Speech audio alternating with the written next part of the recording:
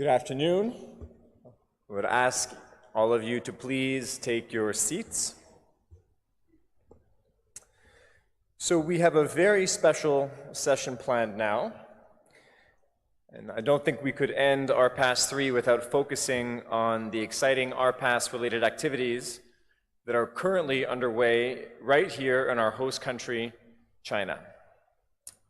And to take us through these national developments, as well as some of the lessons that the rest of the world can learn from these activities, I would like to introduce our moderator, Mr. Yang Fei. Mr. Yang is the coordinator of the UAS Leadership Office at the Office of Air Traffic Regulation with CAAC China. Please join me in welcoming Mr. Yang to the podium. Thank you very much. Thank you.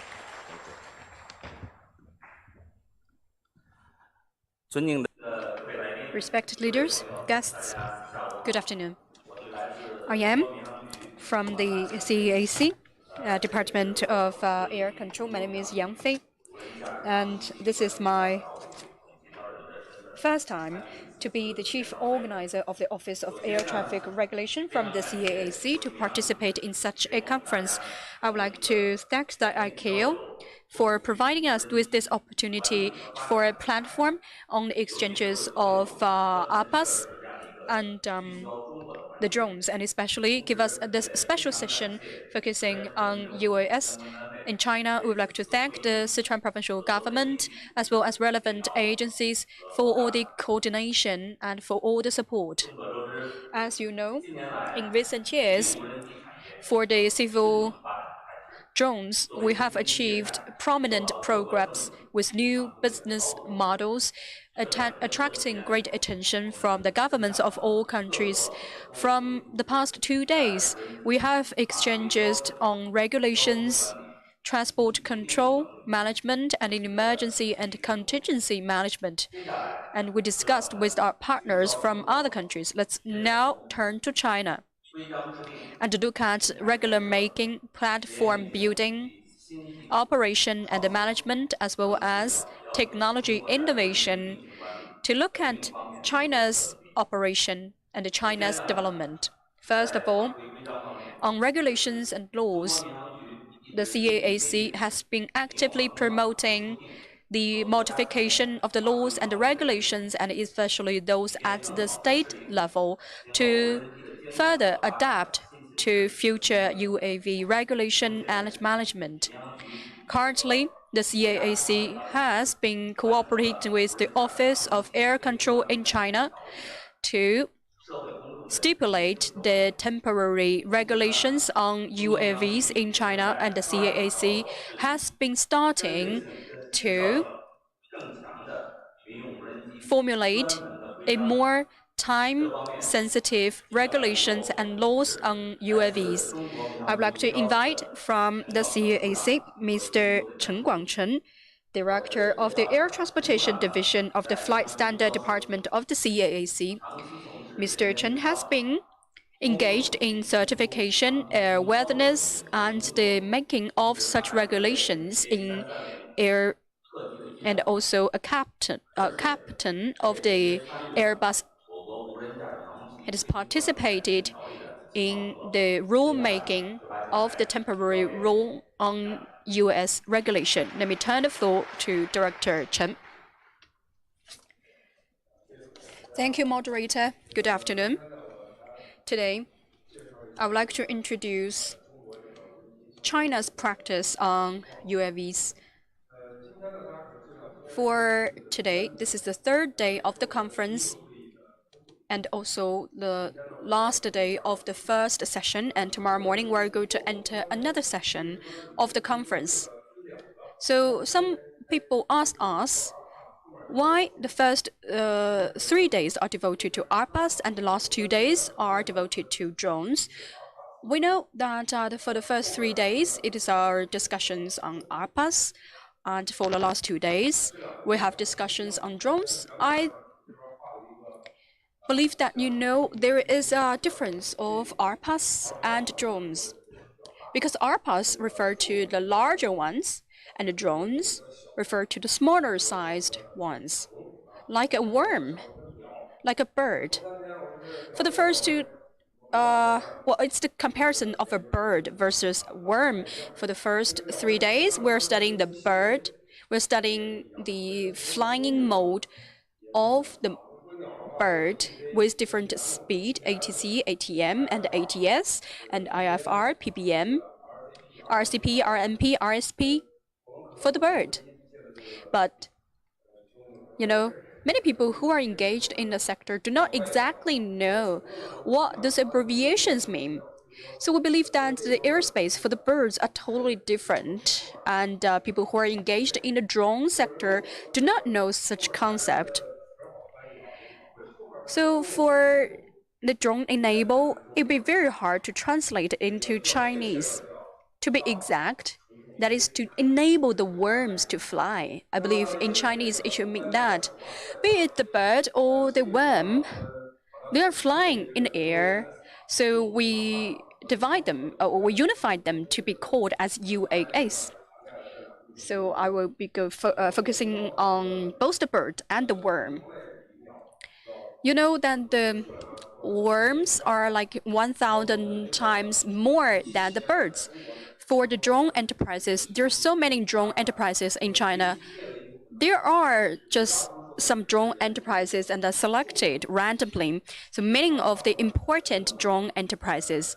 For RPAS, we have some enterprises, but not many of them, with very few categories.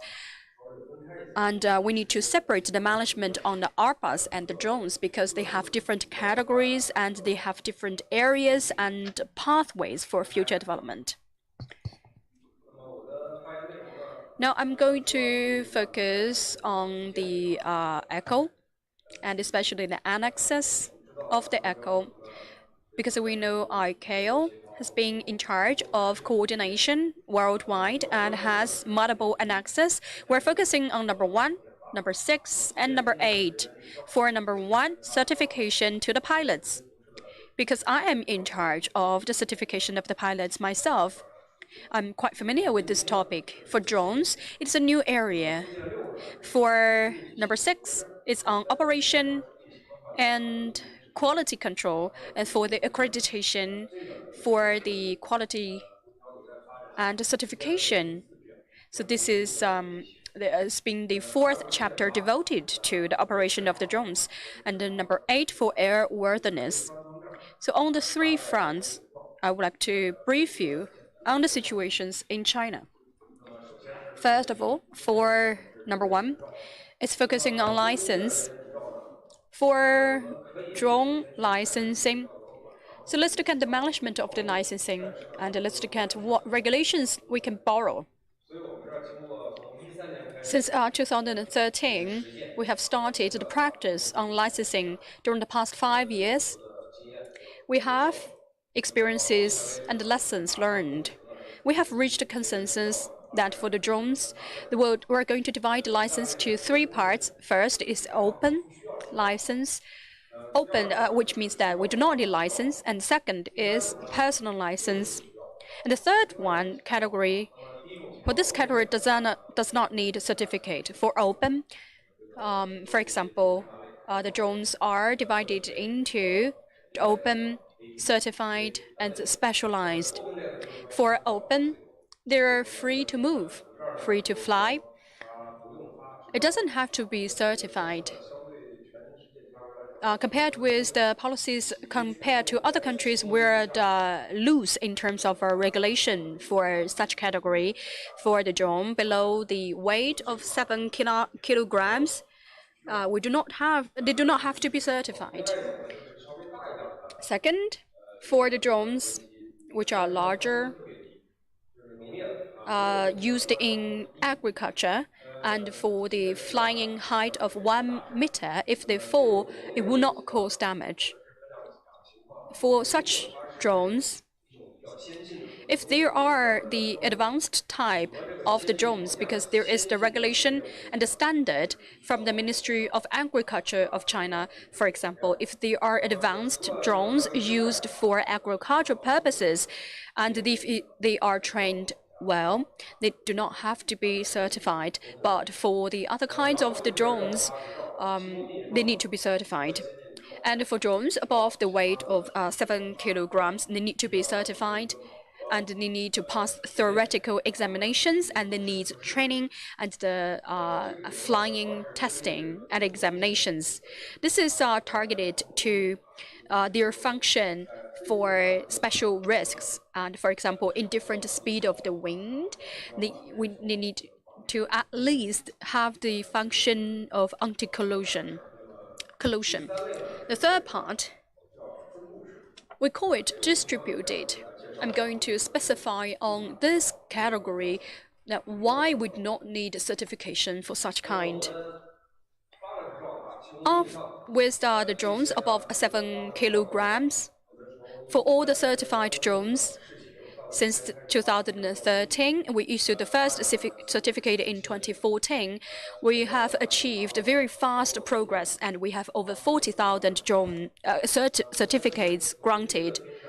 For the manned vehicles, we have only 60,000 of them after 60 years of development. But for the drones, after 5 years of development, then the number is currently already 40,000, and we expect that next year this figure is gonna surpass that of the manned vehicles.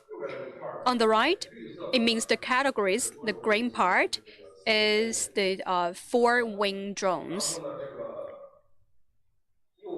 On the right of the orange part is the fixed-wing drones, much smaller, and H means helicopter, and VT means other kinds of drones, and or drones with specific purposes. And we do not have many drones under that category. And it is complying in accordance with the current statistics, because we have so many worm-like drones, well, many more than RPAS. And for the MR, they have multiple functions which are suited to the current needs and conditions. Now, I would like to introduce the situation that do not require certificates to the personnel. It is the distributed drones. Let's look at the photo. It is the Xiang Satellite Surveillance Center, because we have many man-made satellites with fast speed of operation. But we have never heard of a pilot to the satellite or an operator to the satellite. Drones are like the satellites, because in some of the situations, for example, if they are used in logistics, for example, we have 10,000 drones carrying the cargo everywhere, and if we're to allocate one person for one drone, then the logistic companies will calculate the cost benefit of it. So we believe that one operator versus multiple drones will be the suitable and the practical way. And the second photo is a center for the operation of the drones in China. It is a multiple operator versus multiple drones model. Not any one person is in charge of the whole process, or from taking off to landing of the drones. They have different tasks, and they are relying on the whole team to guarantee the safety and operation of the drones. With that, I believe that we need to certify an institution instead of just an individual operator, or instead of just granting the certificates for landing, for taking off, and for holding. Traditionally, the cabin of the aircraft has limited space for the pilots to stay within the cabinet all the time. When we developed our technology, we will require 2 pilots. But within this limited space, they are shielded with all the responsibilities of the operation. But they need to change their position and change the location along with their aircrafts. But with the wireless technology, there are some of the changes in the locations or positions of the pilots. For example, We can have multiple cabinets, and we can have the cabinets on the ground and in different places. For example, you can be in Beijing, you can be in Rio de Janeiro, and you can operate the same drone. But of course, if we have 1,000 drones, we believe that operators will be in the same hall, in the same room. It's quite different from the traditional operation of a vehicle. So we have to learn from the operation and management model of the satellites to manage this category of drones.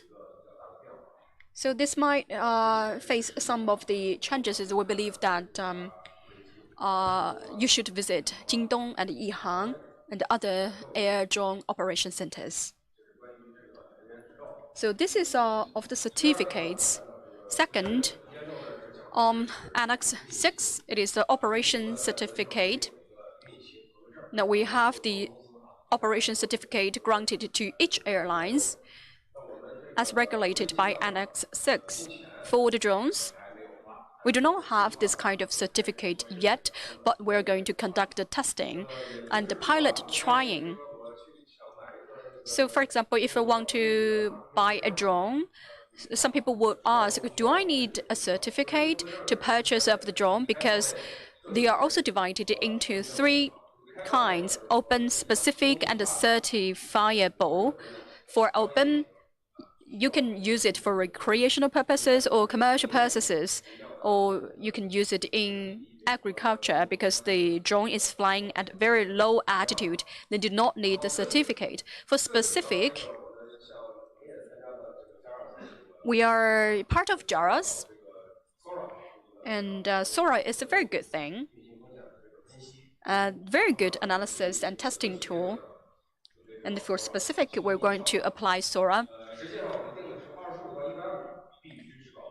And for the air drones ranging from 25 to 70 kgs, we require SORA.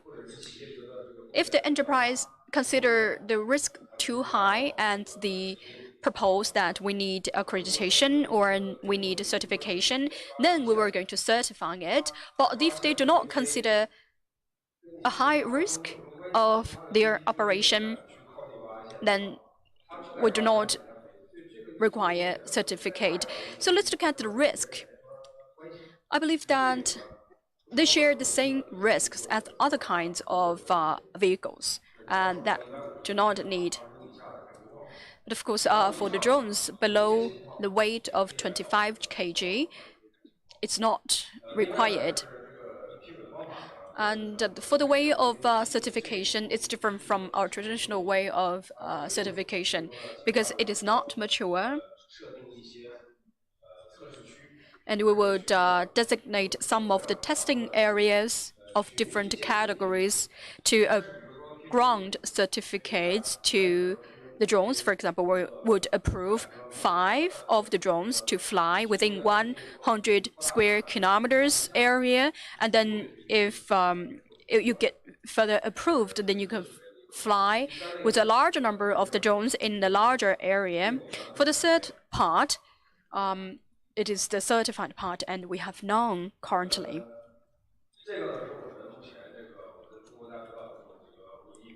And you know, we have the drone cloud. This is the data from June.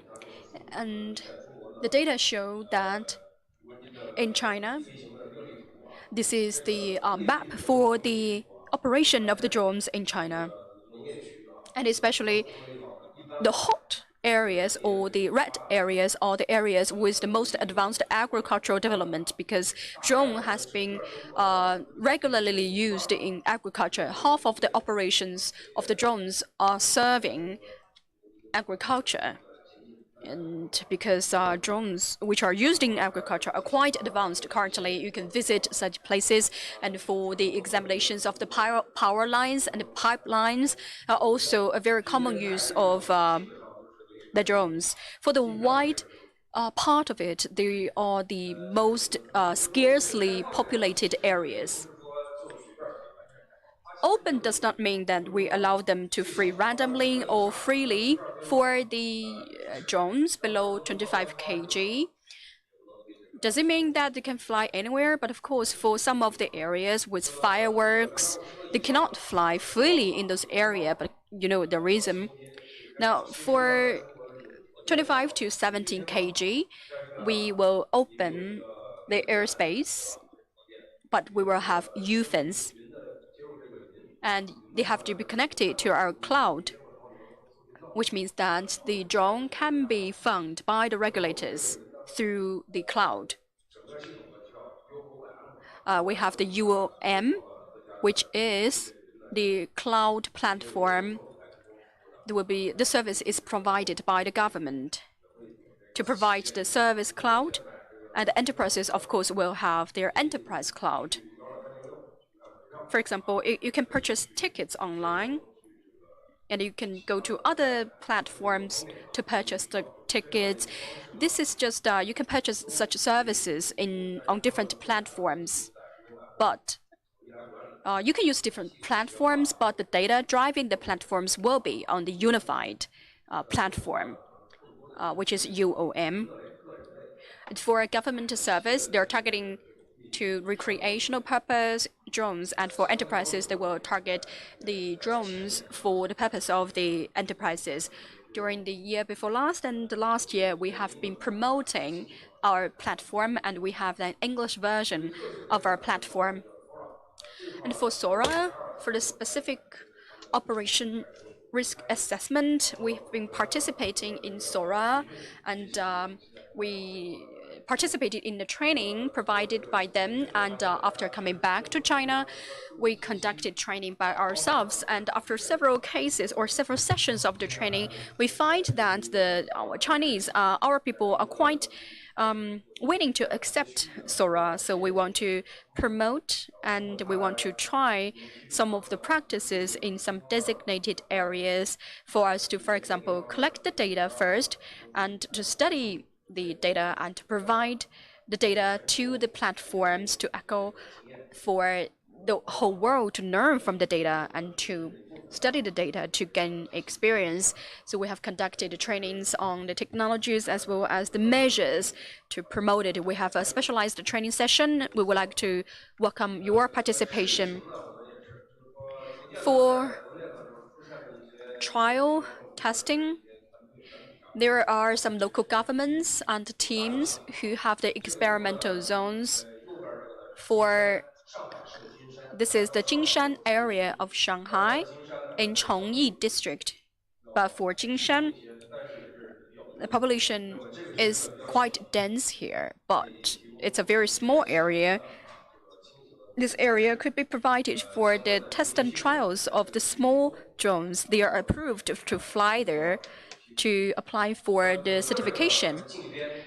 On the left, it's the Jingbian in Shanxi province, in the northern part of Shanxi province, a large area covering like 5,000 square kilometers for all kinds of tests and trials, because on the southern part of it is the desert area with very few people there. So if you want to conduct the airworthiness tests and trials, you can do that in that area. And if you want to conduct some of the tests and trials with danger, you can also do that in this area. So in the process, during all the tests and trials, we have been accumulating experience and learning lessons from the tests and trials. And if successful, we're going to promote such trials to other parts of the world. For airworthiness, open, specific, and certified are the three categories. For open, below 25 kg, and for above 25 kg, they need registration and also certification of airworthiness. It is RPAC. Risk-based airworthiness certification. So we will conduct such airworthiness certification before we grant such certificates. But for certify, we are also using RPAC. Personally speaking, in China, we find that for all the drones, they are all specific. When we study clear of this type of drones, if they can meet the demands of surveillance and they can meet other demands, we can put them in the open character category. But it is both open and then it needs certification. Then we're going to put it under the category of certified. So that means that most of the drones are actually specific. Now, what about ORBAC? Three categories. First, declaration. Declaration of compliance. As long as you have this declaration, it's okay. And second, single aircraft airworthiness. We have first self-inspection, and then you can do it by deputized organization. Stricter rules than the first kind. The third one is traditional airworthiness with TCP CAAC, SFP certified. So this is airworthiness and ORBAC. For 1, 6, and 8 annexes, if put together, we are preparing relevant regulations.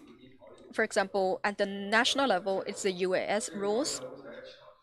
We have completed the drafting, and we are applying for approval of this document, but with very low speed of progress. It's been taking 5 years, which means that we have just writing 6 Chinese characters every day.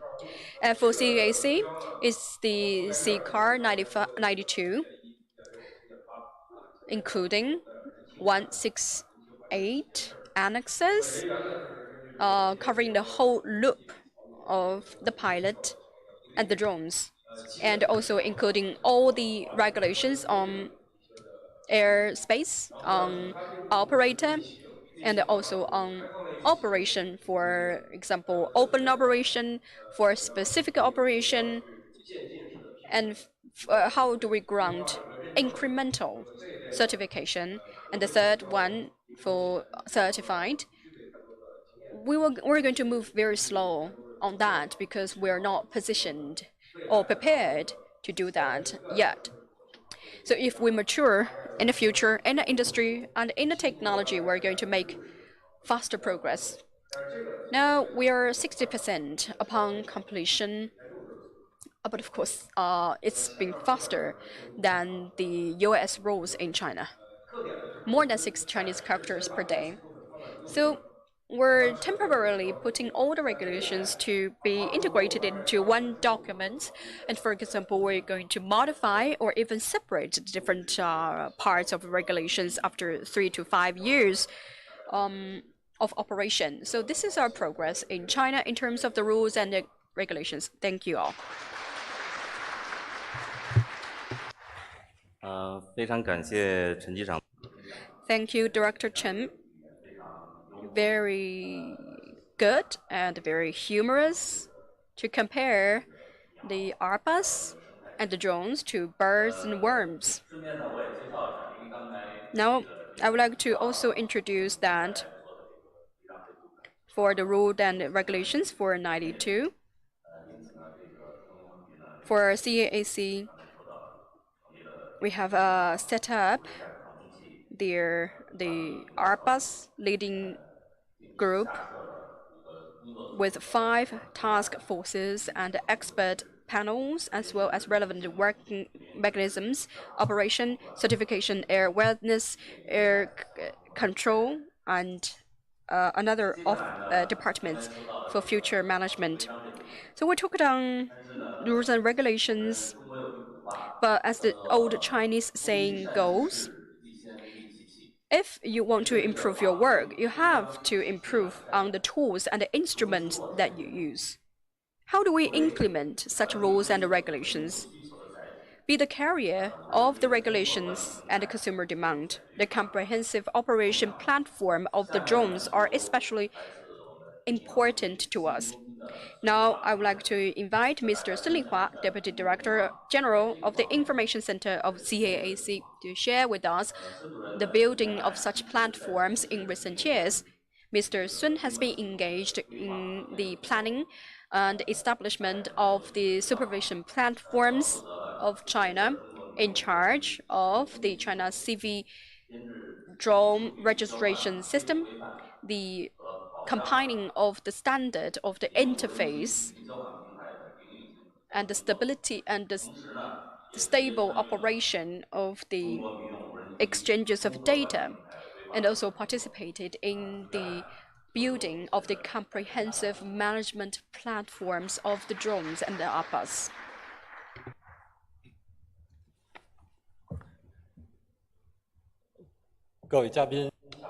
Dear guests, dear leaders, I would like to thank the moderator for the introduction. It's my great honor to attend this conference and to be invited to speak here. During the past days, we have discussed on policy, operation, and safety, and proposed many new ideas and new concepts, providing us many of the lessons and experiences and suggestions for us to learn. For UAV's healthy development, you have made productive contributions. Now I would like to talk on the building of the system and the CAAC's planning and our ideas on the operation management system and the role of CAAC and the platform on UAV's development. UAV's development in China could be considered to be explosive or booming in recent years, with innovative applications of the drones in many of the areas like agriculture, forestry, geology, the detection and examination of the pipelines and the power lines. They have been utilized in multiple areas, and China is also a major manufacturer and the designer for the drones, UAVs.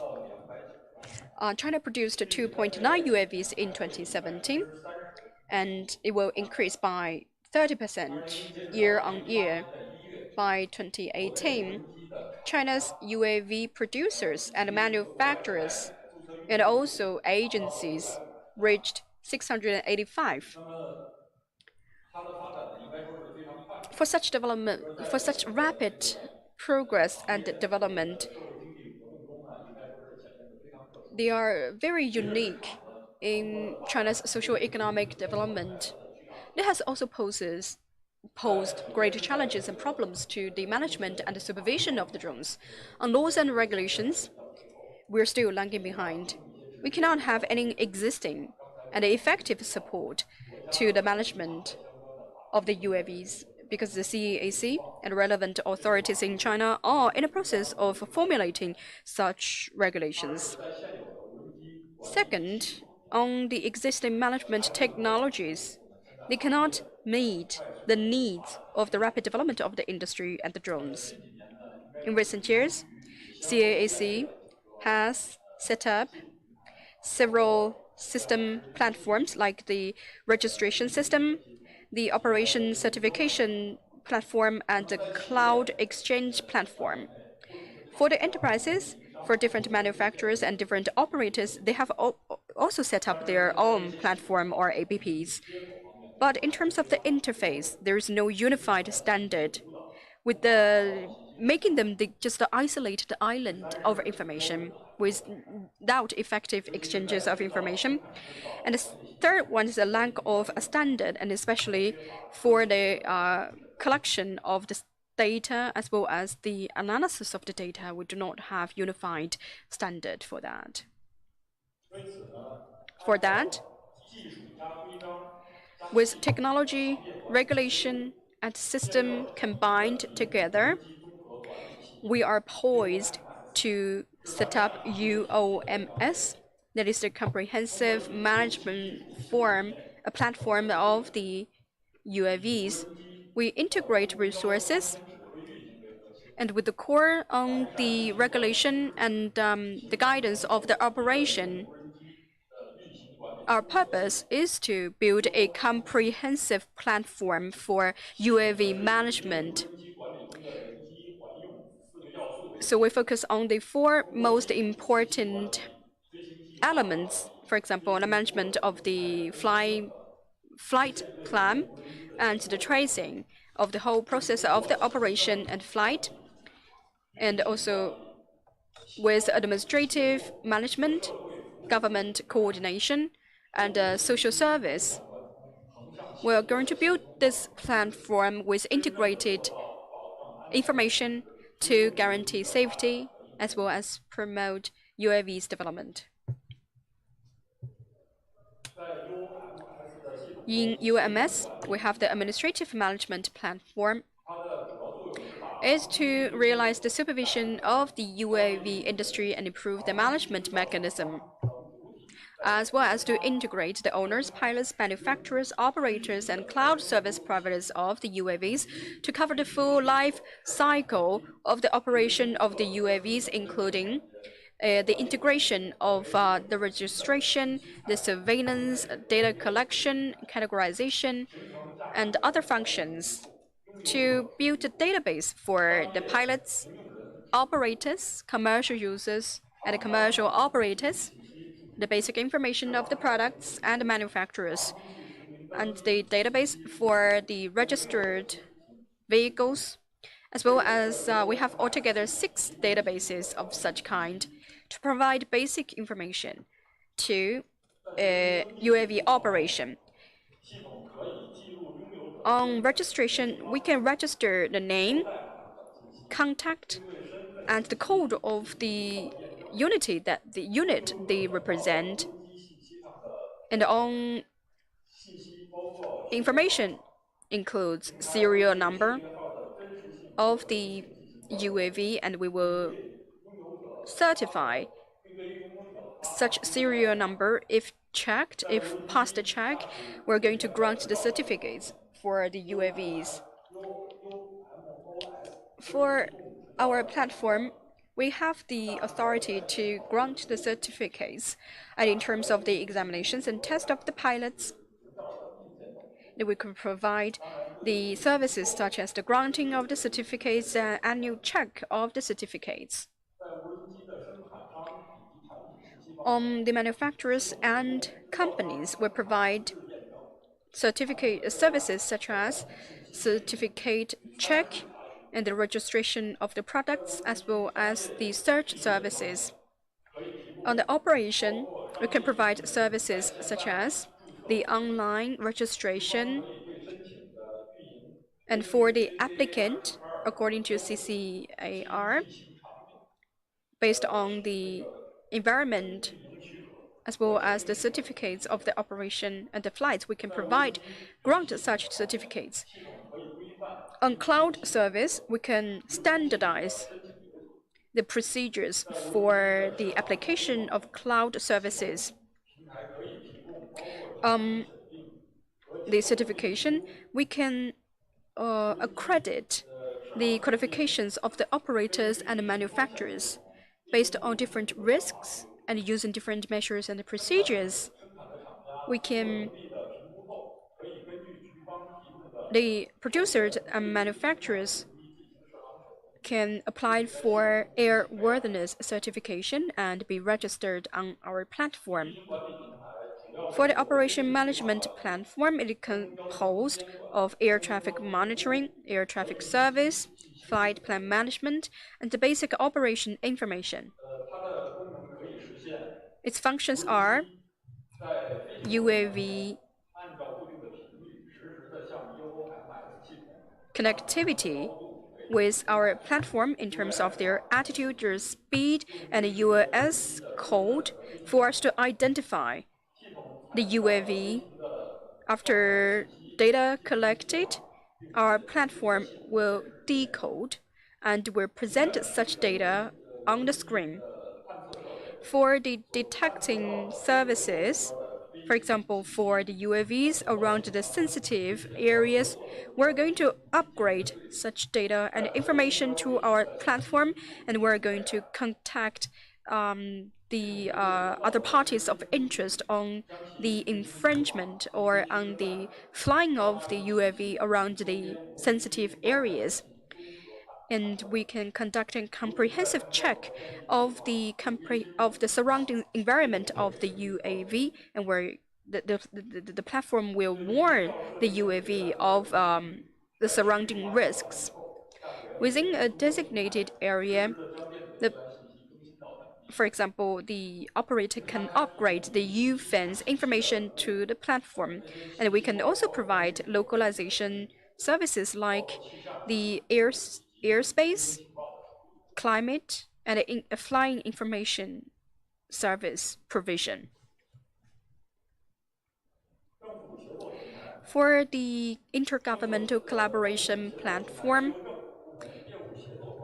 it is a platform composed of the government, business collaboration management, the government information sharing, and industry services. It could provide interfaces to the government and to the enterprises for them to check the information or to conduct inquiries of the comprehensive information to achieve sharing of information. This is a public service platform. They can not only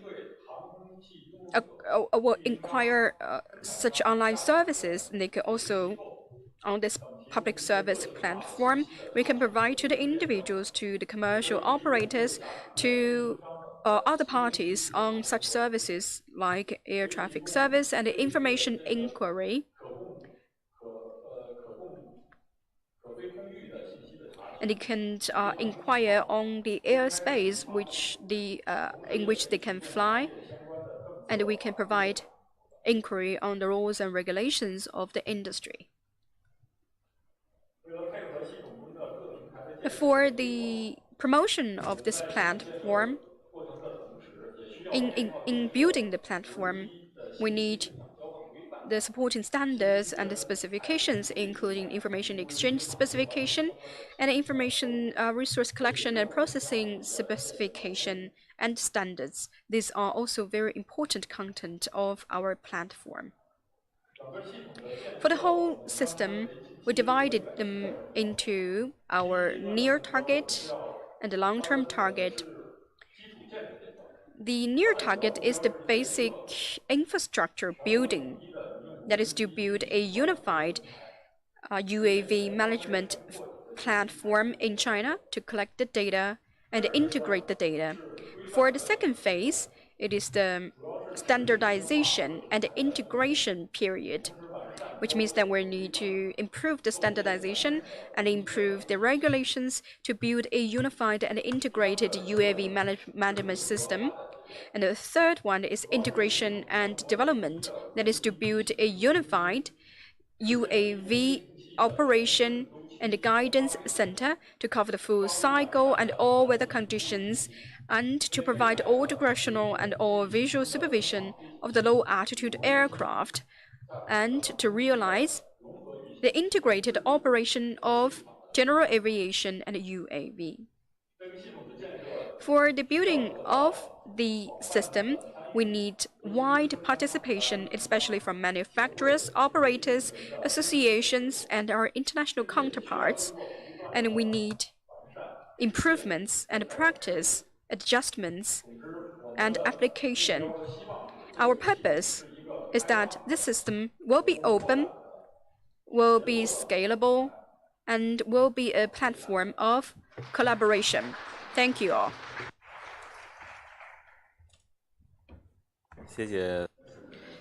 Thank you, Mr. Sun, for your introduction. That's very well organized. And you have also outlined the functions and settings of our future RPAS. I think through the work of CAAC and relevant units, there is still a lot of work to do. And CEAC, in terms of its management of RPAS, has always attached great importance to its development. It has actively supported its pilot work in the regions, especially in typical or classic scenarios and environments. Our next speaker is Ms. Liu Yanguang, General Manager of the JDX Strong Business Development Center, to share with us their work in JD. She joined JD in 2009, and she created a number of innovation incubation projects and she led the RPAS team of JD to successfully invent 3 models of drones. They have made very outstanding achievements in the RPAS development. Now the floor is yours.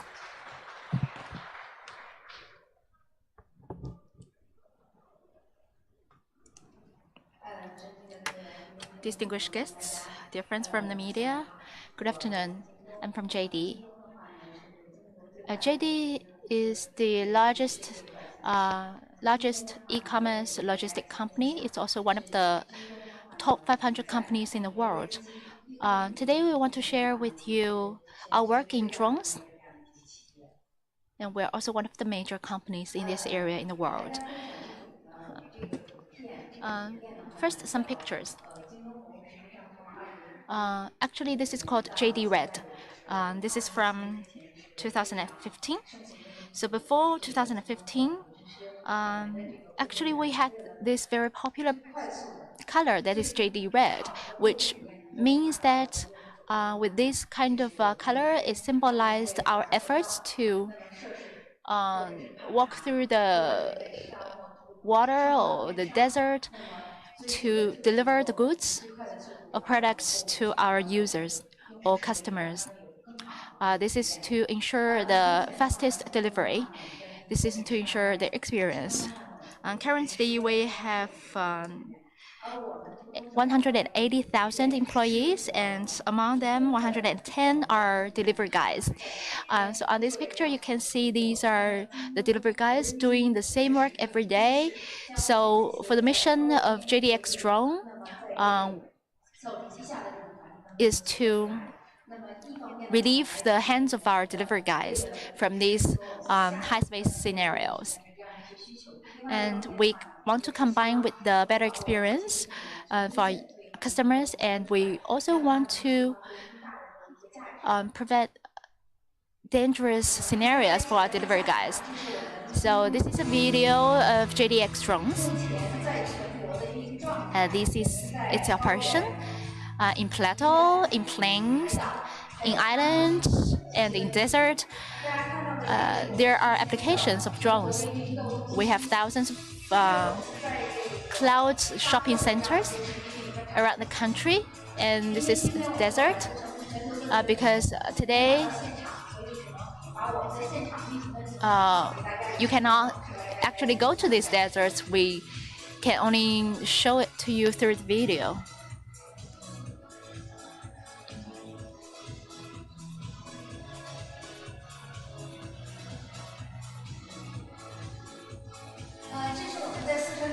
This is Daliangshan mountain in Sichuan province. This is desert.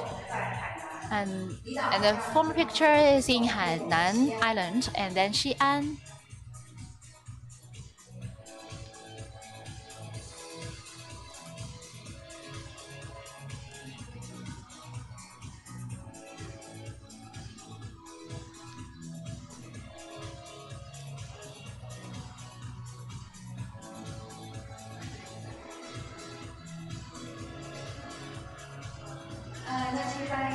You can see that for JDX drones, they are autonomous during the whole process. We don't have human intervention. Actually, for the distribution center, it's decentralized. So the regions will be responsible for the management of the operations. In terms of JD drones, our team was founded in October 2015. Currently, our operation traffic is actually the largest scale in the world. In addition, JD is also the world's first commercial drone delivery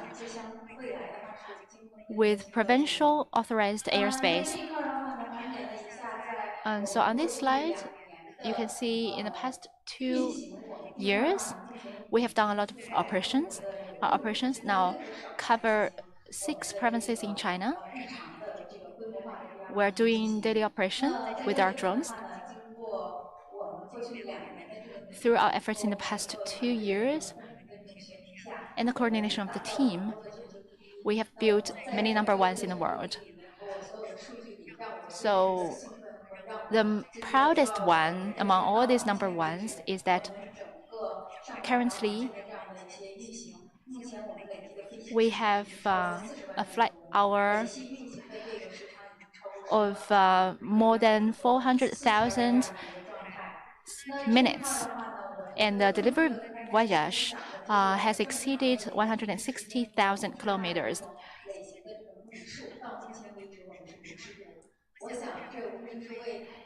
And I think for drones application in different areas, this is a very good piece of news and very encouraging.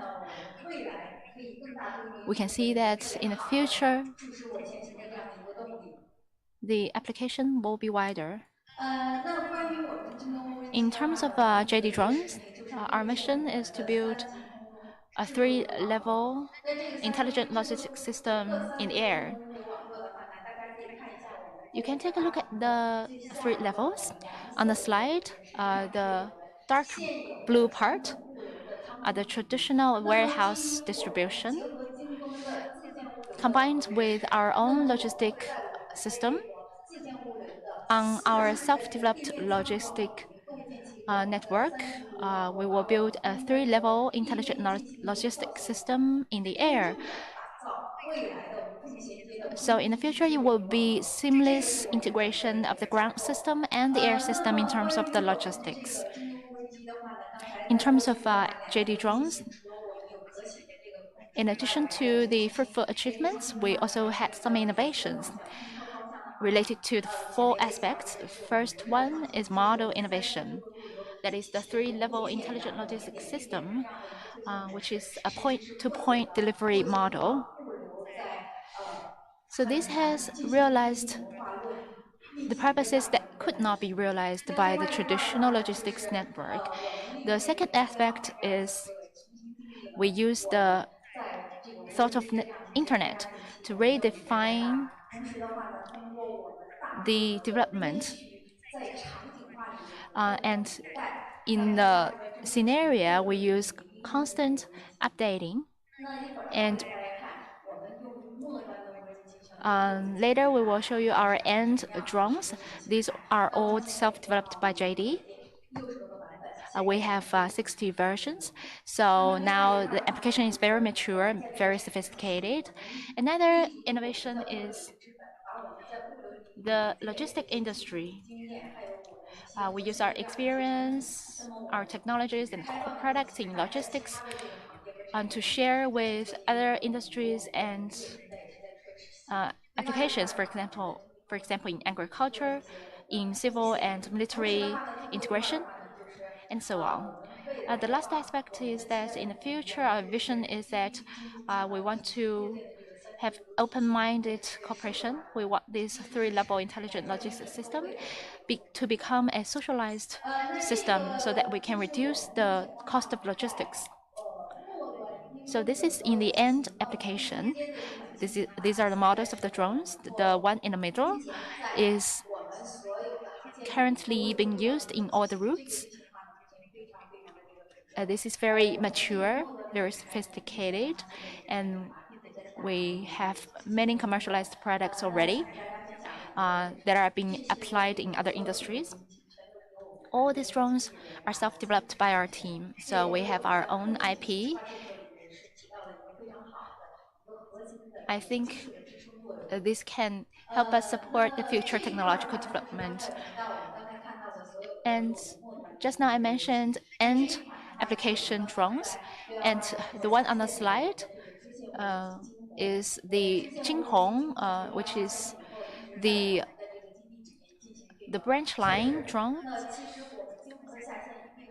So the offline of this drone means that the branch line will be integrated with or coordinated with the end application. Just now I mentioned currently we have over 400,000 minutes of flight time. And these are all the behavior ends. So in the intelligent logistic system of JD, what is important is the real-time monitoring of drone routes, orders, and pilots, which is the visual operation monitoring system. You will be able to monitor the height of the operation, the wind, the climate, the weather. All these will be visualized. Because with drones, we can reduce the workload on humans. Just now, Mr. Chen mentioned in the future, intelligent equipment, especially drones, are to relieve the hands of human beings. So one pilot may be able to manage several aircrafts at the same time. In 2018, in February,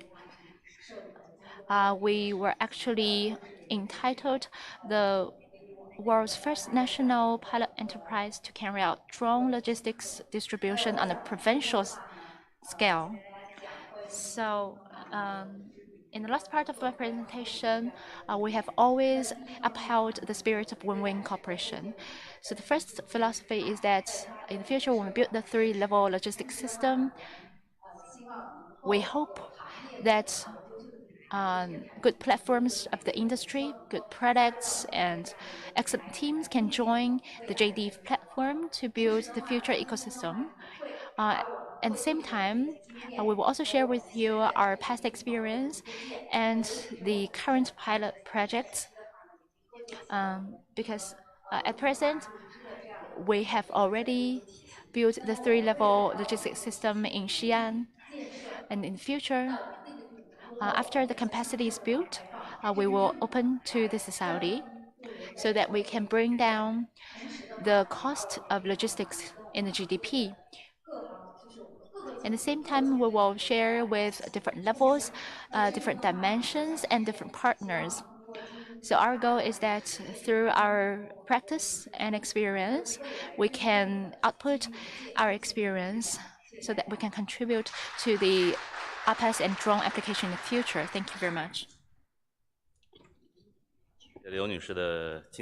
Thank you very much for your wonderful speech. Through your speech, we can see that the vision of human beings is more and more clear, and the age of drones has already come. The effective management of drones will not be possible without technological support and the industry support. So our next speaker is Mr. Zhang, Vice General Manager of CETC, Special Mission Aircraft System Engineering Company Limited. Mr. Zhang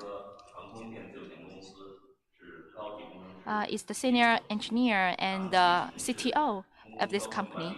He is very experienced in air traffic control, air traffic management, and R&D work, and he has been awarded ministerial level prizes in terms of the R&D. Now let's welcome Mr. Zhang.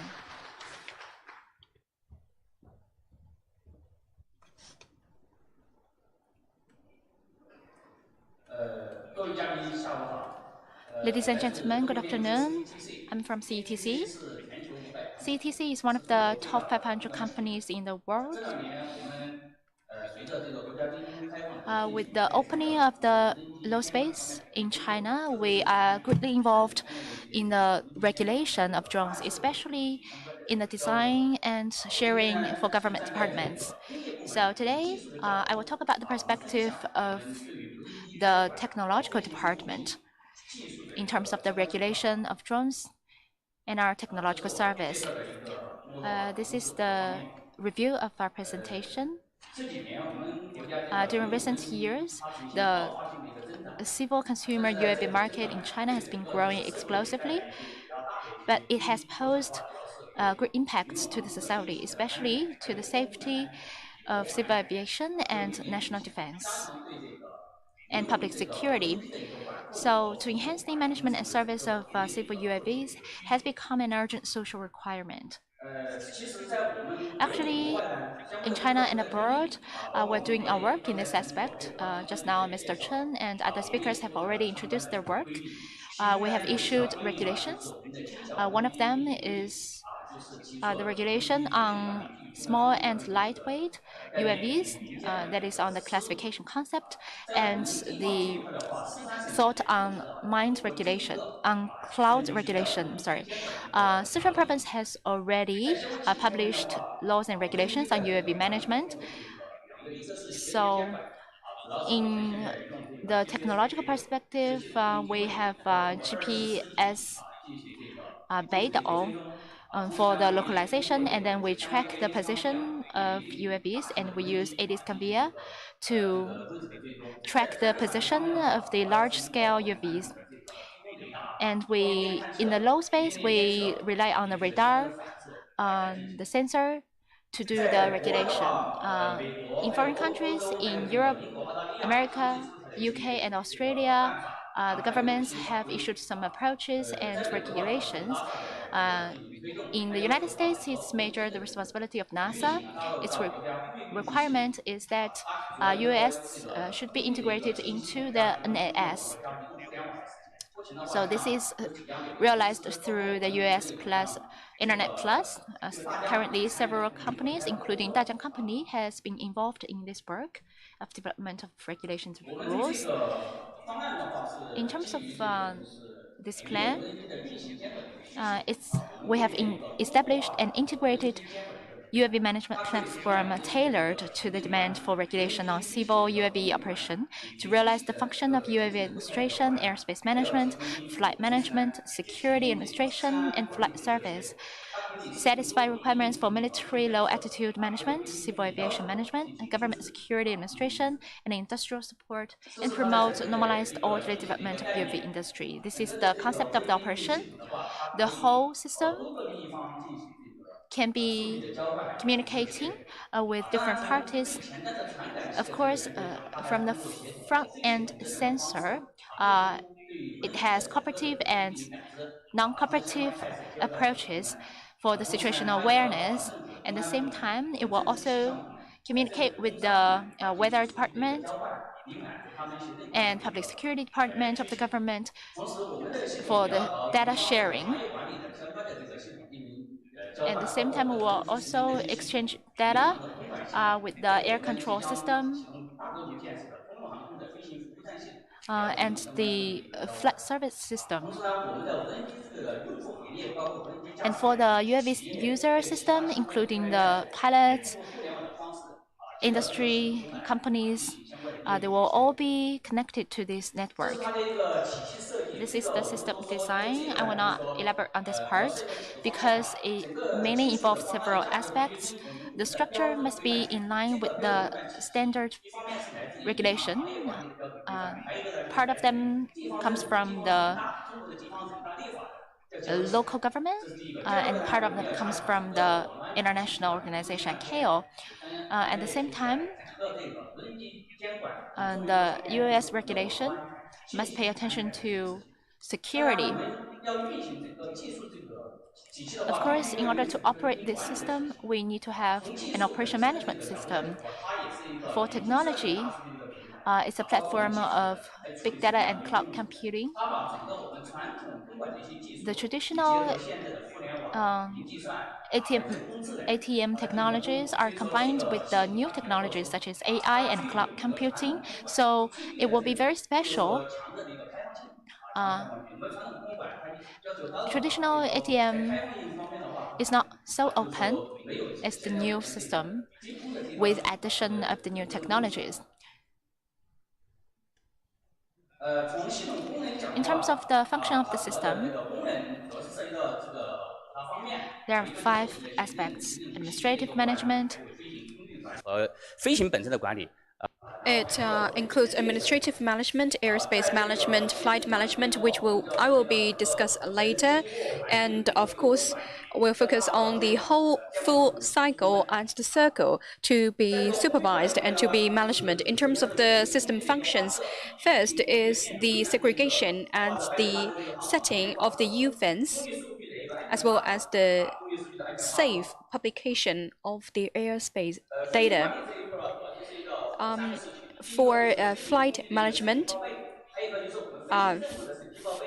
it is the filing flight airspace for approval, and for some of the documentation of the flights, and we need to monitor the flight path, and for important announcement of the government or contingency plans, as well as announcements, we need to notify the industry and notify the operators and pilots of such announcements. The security administration. This is a new concept because last year in Xinjiang autonomous region of as well as in Sichuan, we have connected to over 900 police stations to interact with the police station to govern the illegal flying of the drones, to notify the police officers within the range of 20 kilometers to control such drones, as we also allow the warning as well as the report such illegal or uncontrolled flights. But of course, service is the main content that we provide, because if we conduct the service well, then we believe that we would prevent 99% of the illegal flights, because for many of the illegal flights, they do not do that intentionally. They do that because they lack the information in this area, in this airspace. And for the big data value-added application, because it is a big data platform, so based on this platform with data mining, and we will analyze the trend of the flights and the habits of the flights. The features of the system is that it has complete functions based on different assumptions and hypotheses. Now, we can tailor our system to the needs and demand. It is a multi-party cooperation for the military, civilian, for the government, and for the third-party operators. They can all operate on this platform. But of course, we have safe and reliable network by utilizing multiple measures, and we have flexible operation models with online and offline operations. We have applied our system in Sichuan, in Xinjiang, in Hainan province, and in Guangdong province. But of course, they are utilizing our platform in different ways, with, for example, full functions in some provinces and part of the tailored functions in other provinces. Last Thursday, we just passed the approval of the Sichuan administration of airspace safety. We want to integrate the application of the UAVs into our platform, because currently we're just focusing on the services for the management and the operation.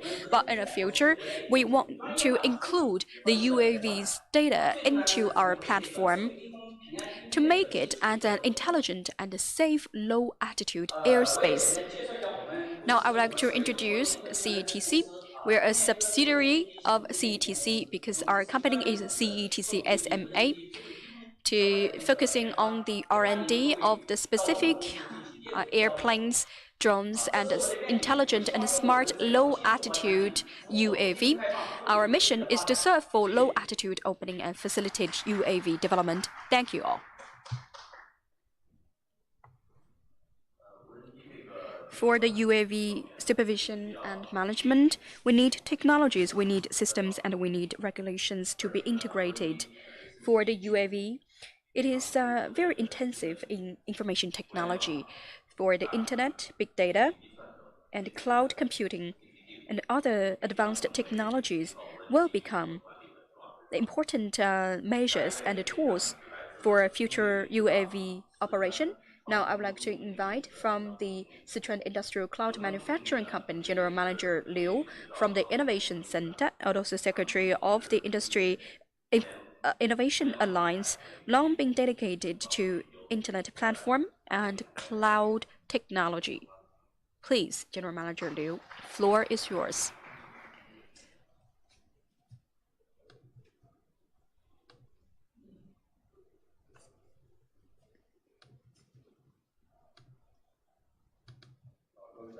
Dear experts, I'm from the Sichuan Industrial Cloud Manufacturing, and I am from CAAC. I will briefly introduce, for example, the title is High Starting Point, Wide Coordination and Wide Application, Building an Innovative UAV Regulatory Service System. Let's look at the development status quo of UAV industry. By far, both in China and other countries, we have many regulations and policies for UAV development. It's been booming. The industry has been booming in its development. According to a prediction, by far this year, number of revenue of the whole industry will reach 11 billion RMB yuan, and several years later, it will reach 75 billion RMB yuan. It has also brought to us many of the challenges and problems. One is safety, of course, and the security, civil aviation, privacy, security and safety, as well as safety and security of the general population. It has given highlights to the importance of revelation. The experts from the CAAC has introduced the Chinese policies and measures on regulation, what has been taken and what is being taken right now to further regulate and standardize the utilization of the UAV.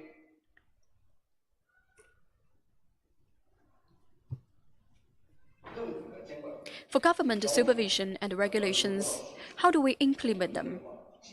We believe that technology is a very important tool.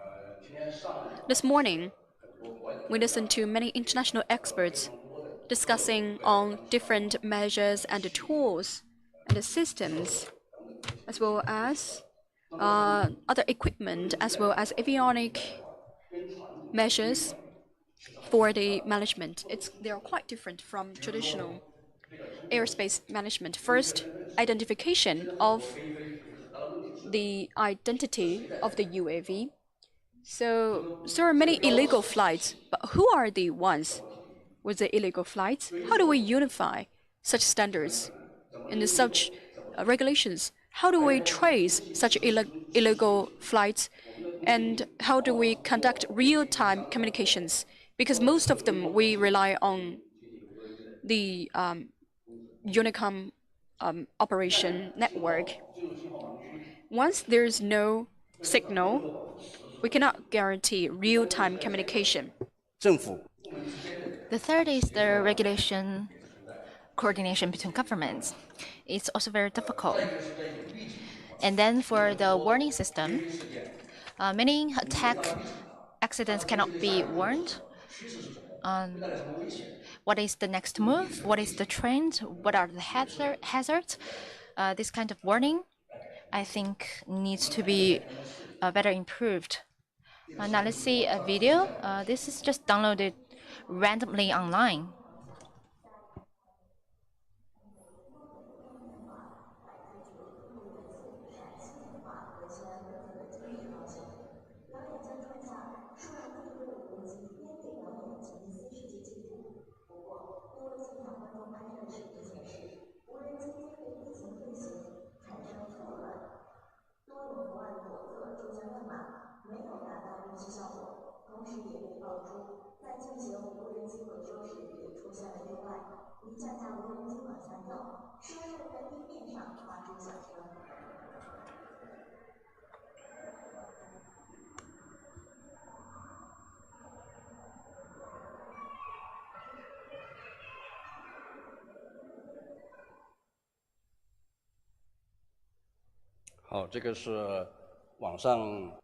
Okay, this is just randomly found online.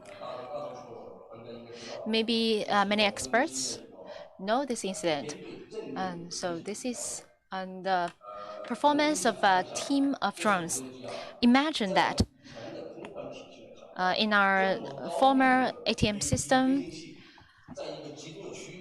if we have such a dense number of drones changing and moving in a certain area in the air, according to the previous management protocol, it's very difficult. This means that technology development cannot be stopped, and there will be more and more UAVs used in even more scenarios. In this new scenario, how we strengthen regulation and especially the technologies utilized by the regulators. So this is a major challenge for us. So here we are here to envisage the future development of the technology and the regulation environment on that.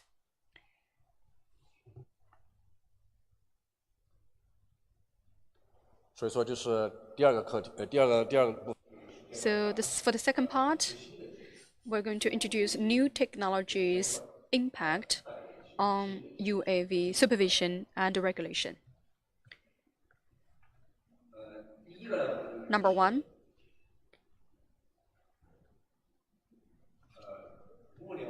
for the Internet of Things, as well as the identity identification technology. We have already this kind of technology, but within the framework of UAV, how do we utilize the identification technology, and how do we design the system for UAV identification for once the UAV is coming out of the manufacturer, they will have their own and permanent registration number. So this is to be their identity. For example, for each cell phone, they will have this owning code. So can we do that also to that UAV to give them this owning one code or identity? Within the whole life cycle of this UAV, they will be operating under this unified code or identity number. So we can trace the UAV and we can trace their operation. This will boost management of the UAV sector. For communications, we rely on the network of China Mobile and the China Netcom, but telecommunication operators, for example, in the deserts and the other blind spots, when there is no cell phone signal, under such situations, how do we conduct full range all-weather guarantee of the communication or the signal transmission? Since last year, CAAC and the CETC have issued their internet plan connecting the sky and the ground. And we have our Hongyun plan, which means that we're going, with the support of the satellite, to be the agent. We realize the internet connectivity of the sky and the ground. With the connectivity facilitated by the satellite, we can conduct all-time communication of the UAV and the operator, as well as the platform. Internet plus technologies, as we just mentioned, of the regulation environment. We have many government agencies and departments. Different departments of the government need to talk to each other, and they need to share information in real time. So this is what we believe that the cloud technology and the internet platform technology are very important carrier, because the experts from the CETC also discuss on that. Now, with Internet Plus technologies and the industry network technologies, it will help the regulators to coordinate and collaborate with each other to make the right decisions and make the real-time decisions. The fourth catalog is the big data, simulation modeling technology. As long as we have the platform already, as long as we have the data, we can conduct prediction with the simulation modeling. with the data and with this multi-dimensional data as well as historical data, we can predict the UAV, you can warn the UAV, and we can supervise the UAV. These are the 4 categories of technologies which could help us in UAV management and supervision. They will be utilized gradually in the sector. Third,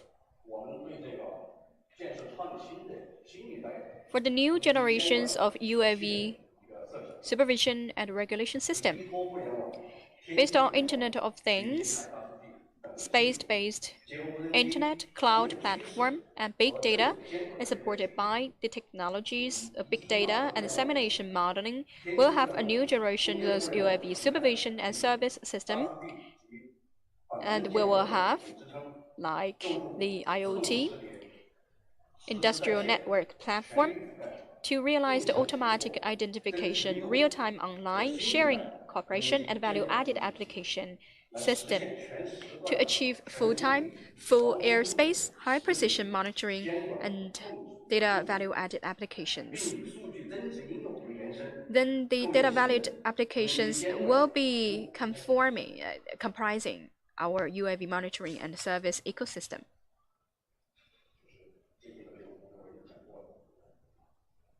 This is what I said. This photo is a bit similar to the experts' PPT from CETC. It is the system of the supervision platform. The governments will be our users. The enterprises will be our users. Drone owners will be our users, and technologies that will be used are for supervision, trading, registration, sharing of the flight routes, emergency rescue, and search, as well as our services to the industry, including operation of the UAV, and the financial services to the UAV, remote operation, and the value-added service of the industry. In terms of the management of the airspace, we can provide services such as the collection of the flight data. This is our structure. This graph shows that the identification technology based on the technology of Internet of Things to guarantee all-time and real-time communication of information. We can realize air traffic management, law enforcement, management of different scenarios under this new framework of management. We can provide new services to UAV. So this is on our company. The reason why we are proposing this plan because CAAC is a state-owned military enterprise with strength in 3 areas. First is defense, second, manufacturing and equipment, and third, information technology. We're strong in the 3 sectors. So for UAV supervision and regulation, we can provide IoT recognition and sky-ground interaction platform and the industry cloud platform services. The 3 technologies can be unified and integrated to UAV system building. Thank you. 谢谢刘总的演讲。 Thank you, Mr. Liu, for your speech. Indeed, UAS has brought to us many great expectations. At the same time, there are challenges and problems, just like Mr. Wang mentioned in his opening speech. The social nature of UAS will be a very big problem for the management of the industry and the operation. In aviation industry, we know that flight safety is a permanent issue, be it mention be it the segregated operation or integrated operation, there will be risk of collision. Okay, our next speaker is Mr. Chen Ming from the Technical Development Department of DJI. He's responsible for the policy and rules research in Dazhang, and he's been in PC 20 and 2016 and ADSB and other safety project development. And now let's invite Mr. Chen.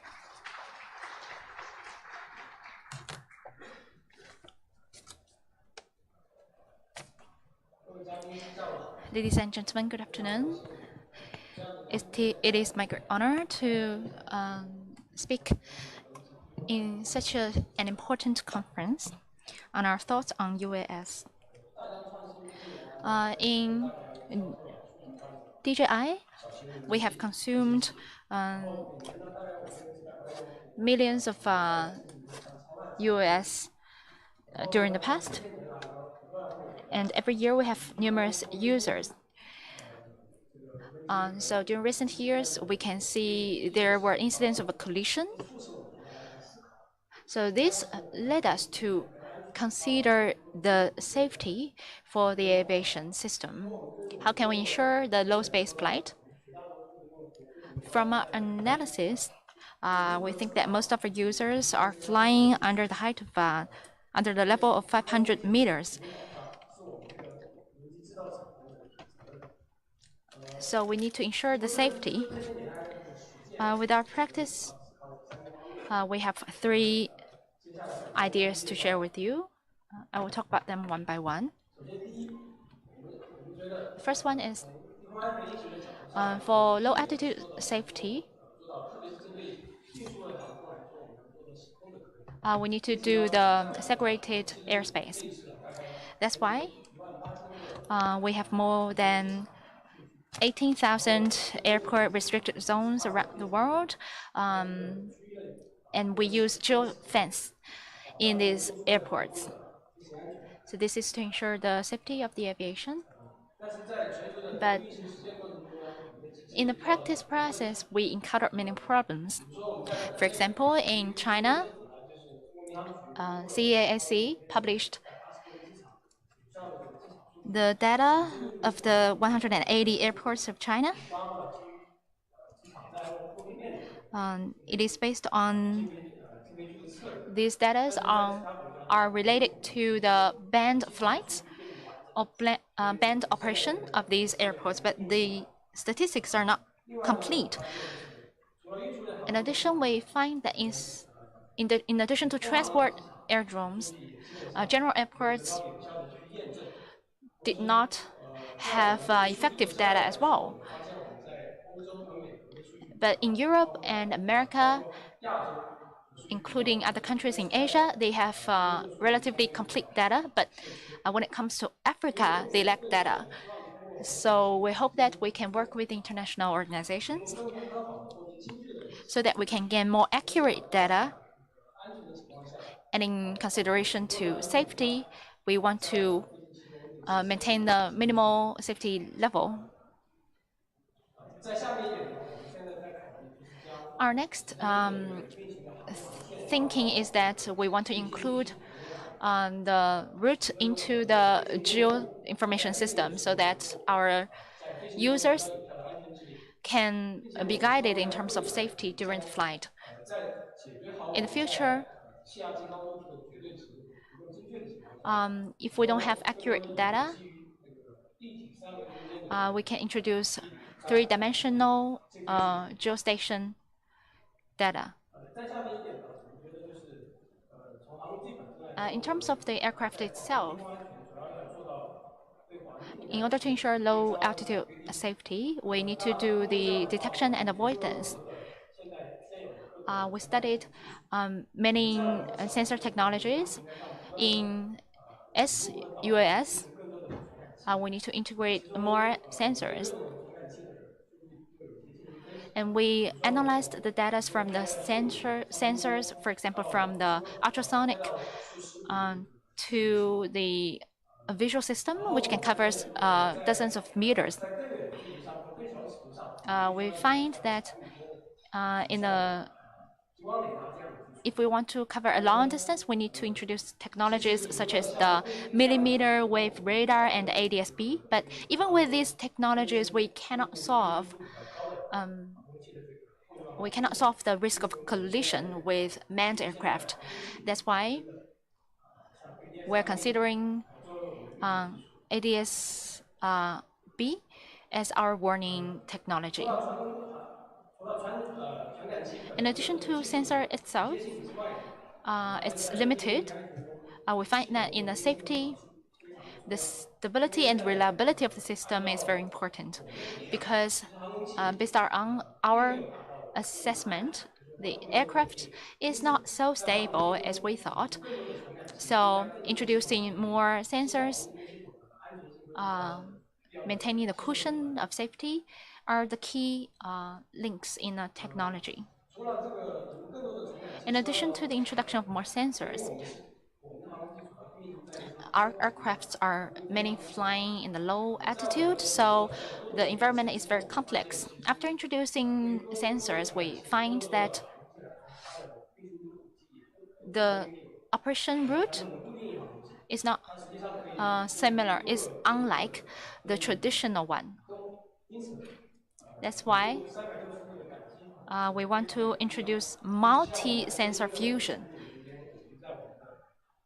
That's why in our products, we introduced sensors in all the directions of the aircraft so that in a complex environment, it can have enough detection and avoidance. And in addition, we want to eliminate the hazards of UAS. In order to do this, we need to monitor and gain the information of manned aircraft. And the traditional ADS-B technology can help us analyze aircrafts which is maybe several tens of kilometers away from the UAS. A receptor of ADS-B is about several thousand USD, but we brought down the cost to only dozens of dollars, which is very affordable. It can be used in a SUAS. After introducing ADS-B, we found that in low altitude it's still complex. Currently, we have 440,000 general aviation airplanes, and 220,000 of them are in the United States. In the future, there will be about 60,000 general airplanes which will not be equipped with ADS-B. In EU, only 20% of the airplanes will be equipped with ADS-B. So it's very special. So even with the introduction of this technology, we cannot ensure full safety. So we think for the future, the safety depends on the information sharing between UAS and AS. And it also depends on the UTM pilot led by CAAC. That is to say, we need to integrate the dynamic and real-time information into the ATM system of China so that we can real-time share the information and data and integrate the information. We have done some experiments in terms of avoidance. So if pilots of manned aircraft find UAS, we provide some guidance for them. We have done experiments in China. That is to say, in this environment, we observe the sizes of UAS with different distances. Our data is that when the visual condition and weather condition are good, and the visibility is about 5 kilometers, for UAS, if they're within 1 if they're outside 1,000 kilometers away from the aircraft, we cannot see it. In the future, maybe we'll do it the other way around. So we will use UAS to observe manned aircraft. We will use the sensor to create the vision so that we can differentiate and identify the manned aircrafts. So the next point is that currently we are seeking partners in China, seeking flight service stations so that we can share information of the flight, so that UAS can be integrated into low altitude. This is our experiment. Last but not least, as a manufacturer of drones or UAS, we are still very confused. This confusion includes the border of us as a manufacturer. For the future of our technology, US will not be an issue of technology, will be an issue of capability. So we hope that in the future, in the practice, we can discuss together with all of you on the low altitude safety. We can find common solutions. Thank you very much.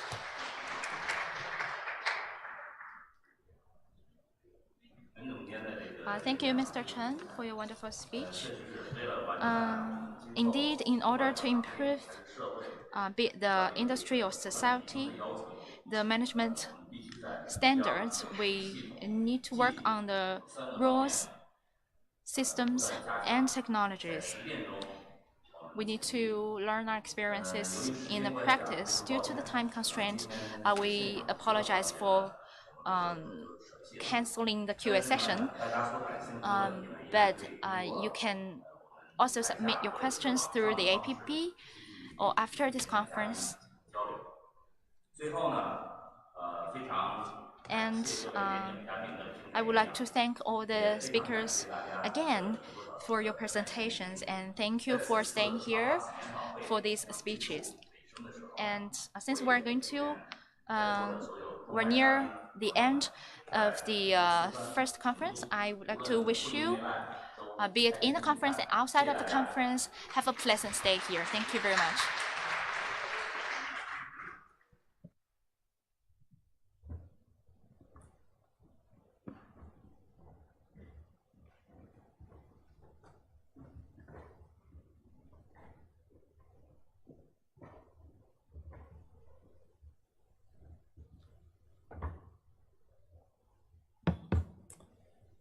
Thank you very much to Mr. Yang and to all of our speakers for taking the time to share lessons from the truly important RPAS work that is taking place in China, both on the regulatory side and in industry.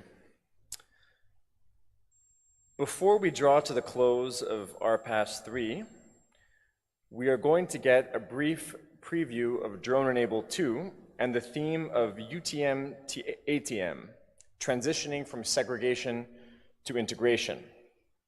And to provide us with this preview, I'm going to invite Mark Wuennenberg, who is the lead for Drone Enable at ICAO.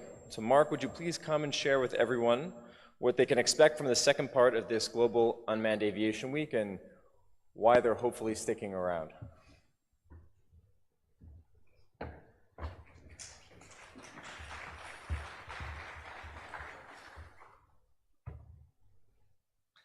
Thank you, Phil. This will just be a short overview of what to expect over the next 2 days of Aviation Week and during our, specifically during the Drone Enable portion of the symposium. I guess a bit of background to start from, where the concept and where the origin of these activities came from. Basically last year, the Drone Enable concept started with Drone Enable 1 held in Montreal. This is some of the efforts that came towards, or that were directed towards ICAO from other states when they started asking us to get into the realm of smaller UAS. But what it now affords is it affords the industry an ability to start talking to states and talking to regulators through the RFI process, which we'll talk about a little bit later. The important thing is this is not business as usual. This is not the standard way of ICAO creating standards and recommended practices for the operation of international aircraft. The intent was to create a process where ICAO could use non-traditional means to provide guidance to states and to regulators on how to move specific topics forward. I think this works well in the fast-changing regime of UAS and RPAS as the technology unfolds. As mentioned, this is really an opportunity for the stakeholders to change the future, to get involved and to provide input to the system. So how did we get to where we will be starting tomorrow? We started with a request for information process. The request for information for Drone Enable 2 was announced on the 31st of January. We provided a period of time for anybody that wanted to provide papers to the RFI. The RFI included a problem statement that basically requested practical solutions to the issues of how is UTM going to work with ATM, and how are these two, oil and water, going to now mix together in the boundary zones for UAS activity. We end up receiving 48 submissions to the RFI of varying subject matter addressing the problem statement that we put out.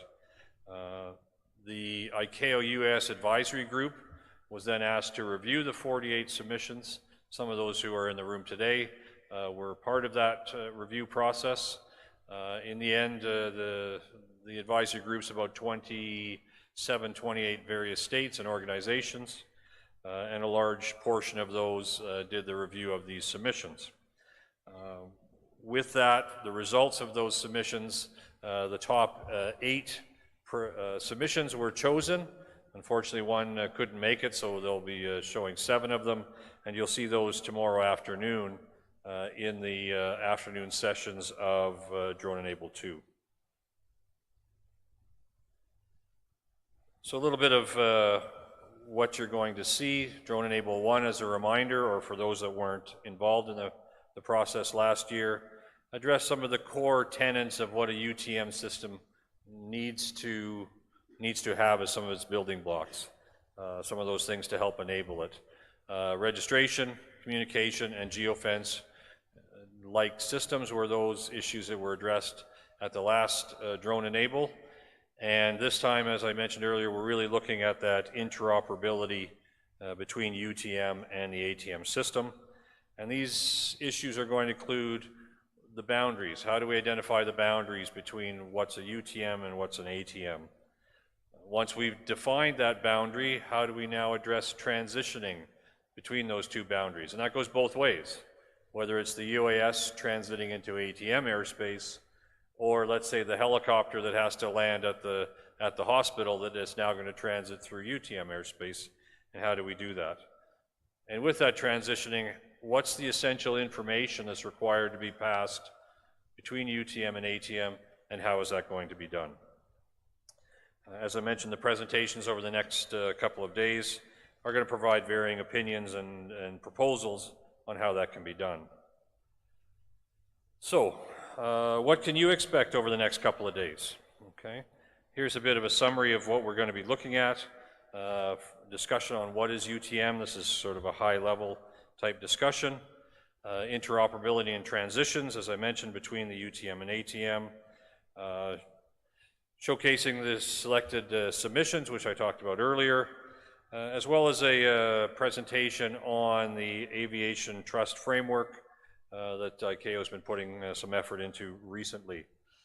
Day 2, UTM Framework Update, basically provide a briefing on the framework that was created based on the information gained at Drone Enable 1. Then we're going to start looking into some of the outlying and some of the more unique areas beyond ATM, providing 4 briefs on some issues that are relating to ATM but aren't necessarily directly involved in the RFI submission topics, which I think would be an interest to a large number of the audience here. Then going to the next horizon, the very high altitude operations, which is another issue that we need to deal with on a UTM. Instead of very low, now we need to look at, well, what's happening in the very high as we get more entrance into the above 60, above 65 envelope. And then a quick review of the aircraft registry network that ICAO has been working on. There'll be a brief on that with a demonstration on how the system is intended to operate. But just as important as what you can expect from this is what is expected of you over the next couple of days, okay? This is your opportunity to get involved in the process, right? So we would encourage everybody to be engaged and participate in the process. Have the discussions, be part of the questions that are being asked. Make sure if you have questions on, or suggestions or issues on how ATM and UTM are going to get combined or addressed, please be part of that discussion. As I said, provide that information that because really that's what the purpose of Drone Enable 2 is to foster the next version of the UTM framework document. So we need information from regulators, from states, from industry on how to best present that material and what material to present. And then the next thing we need to start thinking about is, let's start thinking to the next horizon, Drone Enable 3. What are the next set of questions we want to start addressing? What are the problem statements? So we did the core tenets last time, the registration, the communications, the geofencing. Now we're talking about UTM, ATM. What's the next wall we need to knock down?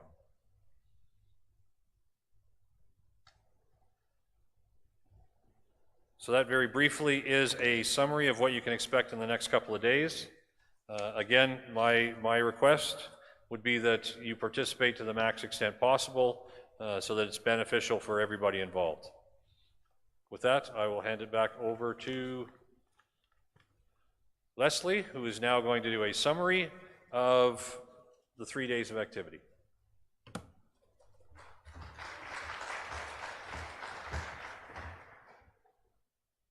Thank you, Mark.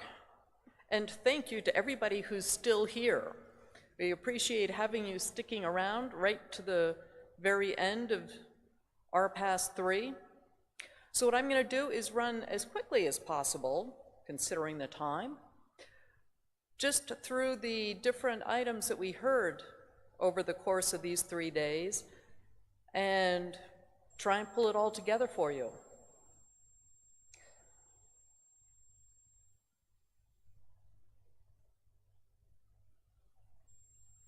I will try at least. So we started off on Monday morning talking about categorization and whether or not we have a need to approach categorization in a new and different way. The answer to which is yes, we do need to introduce some new ways of categorizing. And when looking at unmanned aviation, it's really quite a bit more complex than for manned aviation. So this all needs to be brought into the categorization schemes. We need to look at a more flexible, operation-centric approach that looks at performance and risk-based issues so that rather than just a simple, this is commercial, this is recreational or general aviation, what are the specifics of the operation and the performance? What are the risks that will be presented from those? And harmonization is critical to developing a global standard as well as the guidance on categorization. So we have a lot of work to do just on that one aspect, categorization. Next, we looked at some of the regulation and whether there's a need for regulation and how implementation is going to feed into all of that. So we need a more flexible approach for licensing and training, and that has already been put forward. We heard about that quite a bit on Monday. With the single RPAS, or rather the single remote pilot license that can be used in so many different ways. The training that will be defined by operators and the approved training organizations. It's not a one-size-fits-all type of training.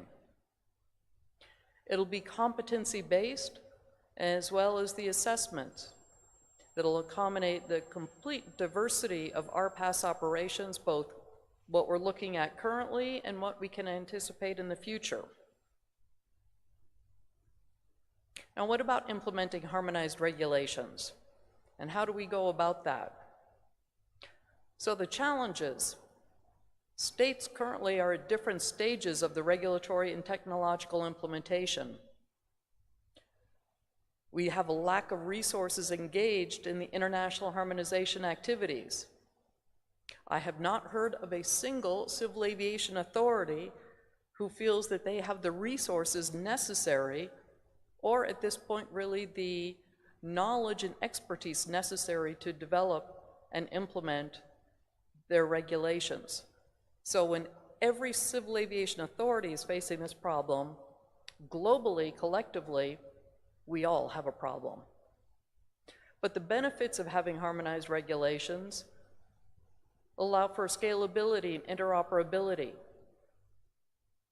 And we're looking for states to assist with conducting as well as delegating safety oversight functions. And this will be something that can be done not just for unmanned aviation, but many aspects of aviation.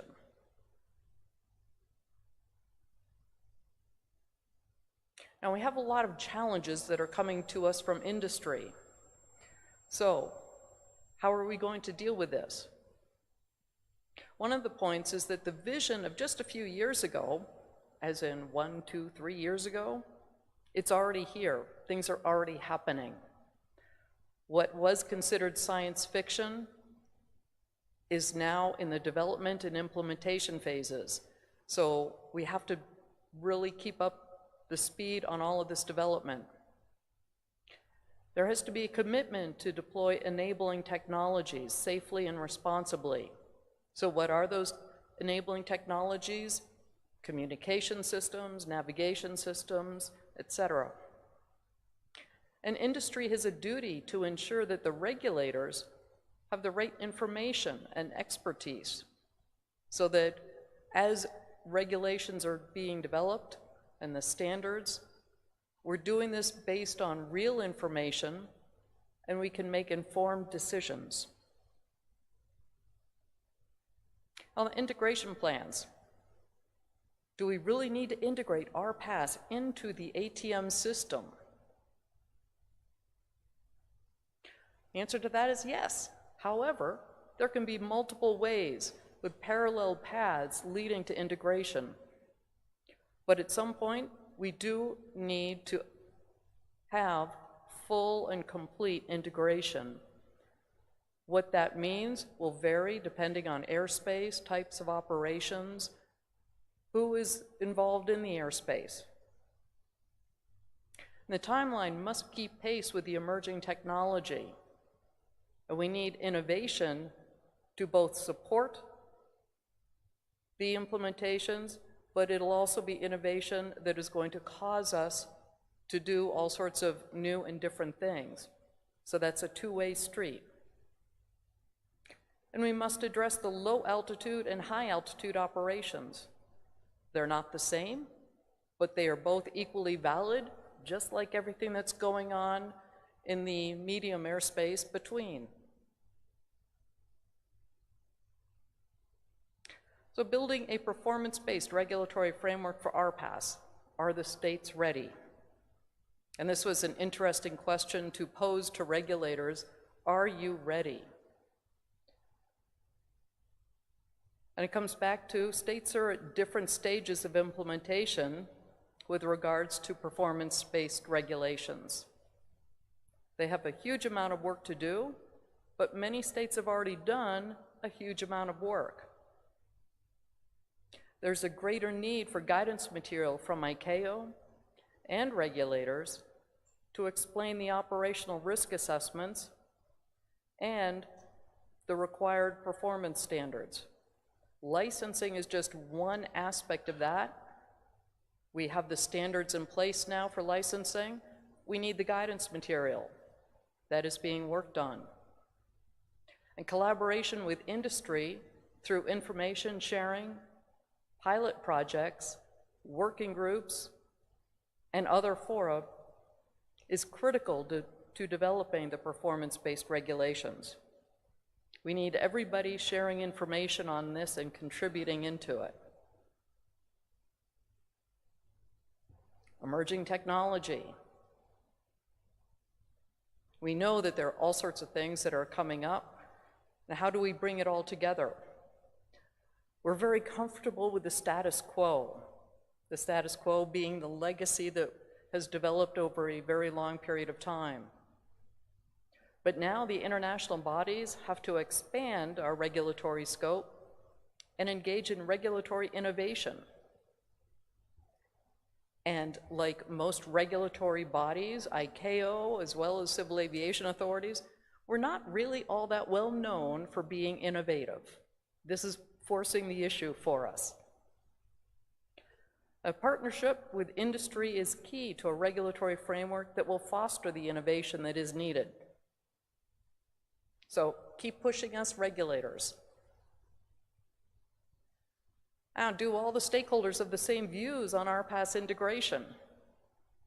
My session this morning with the different perspectives. And one of the things that was apparent is that traditional stakeholders expect the new entrants into the system to fit in. They don't want to see the existing system changed or have new issues forced upon them. Rather, they would like to see the new entrants fitting in to what is already in place. But at the same time, there's a willingness to engage with the new entrants and to look at the technologies, both to find solutions and to see what can perhaps be used in new and different ways.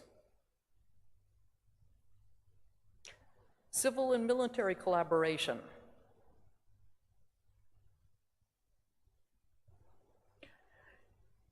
We only have one sky, one airspace, and it has to be shared between both the civil authorities, the military authorities, all the civil aviation operators.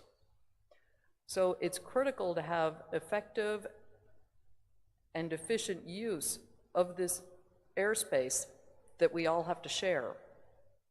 We have to have ongoing dialogue on how to do that sharing. And trust is one of the most important factors in all of this.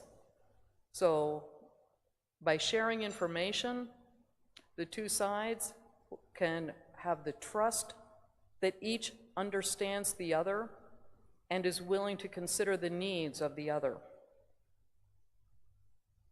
Now, we just heard about the activities here in China this afternoon. And amongst that, the scope of the civil UAS applications has grown extensively here, and it is growing at really a phenomenal pace. The National Regulatory Framework of Civil Unmanned Aviation continues to improve. They're actively pursuing cooperation at both the national and international levels, and this includes both civil and military, which is a good message to know that all of this coming back together, civil, military, manned, unmanned, new technology, automation, artificial intelligence, all of this is coming together and pushing aviation as a whole forward. And with that, a few takeaways. The top priority is to maintain or improve the highest level of safety. We need to progress through partnerships, collaboration, and information sharing. There was a lot of discussion during the 3 days about support for a consensus-based approach to the development of harmonized, performance-based, national and international standards.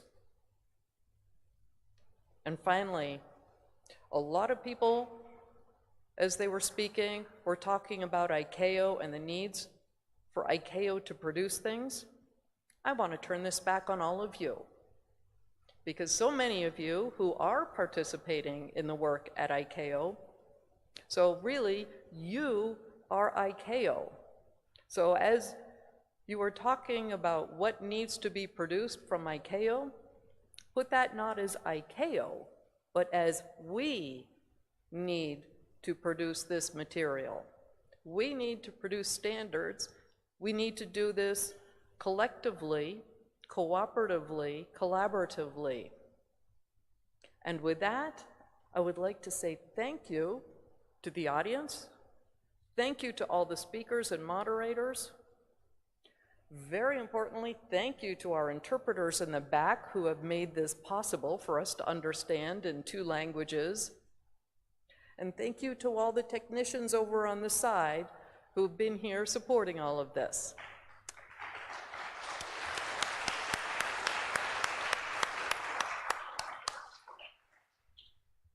We have a few new people that'll be arriving to join us tomorrow for Drone Enable 2, and a few people who have either already left or are leaving who will not be here but have been with us through RPAS 3. So with that, I will say thank you. RPAS 3 is closed, and we will see you all back here tomorrow for Drone Enable 2. Have a good afternoon and evening.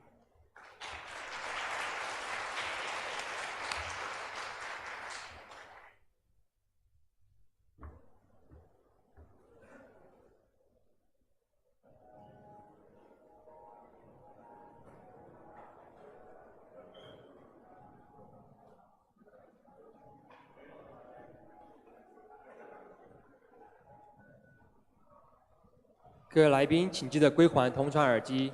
各位来宾，请记得归还同传耳机。Ladies and gentlemen, please return the SI headset at the entrance. Ladies and gentlemen, please return the SI headset at the entrance. Thank you.